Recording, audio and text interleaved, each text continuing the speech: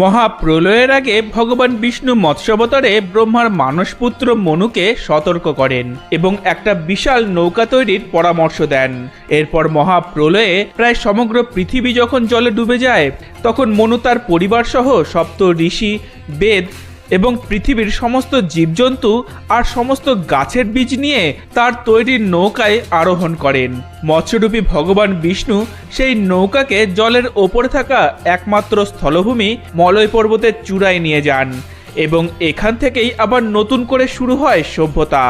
মনু মলয় পর্বতের যে জায়গায় তার বাসস্থান নির্মাণ করেছিলেন, অর্থাৎ মনুর আলয় যে জায়গাটি, সেটাই আজ পরিচিত মানালি নামে। আর মলয় পর্বতের যে অংশটুকু জলের ওপরে ছিল, সেটাকেই সেই সময় বাসযোগ্য পৃথিবীর শেষ অংশ বা কুলান্ত নামে সম্বোধন করা হয়। এই কুলান্ত থেকেই বর্তমানে হিমাচল প্রদেশের এই অঞ্চল বা জেলার নাম হয়েছে কুল্লু।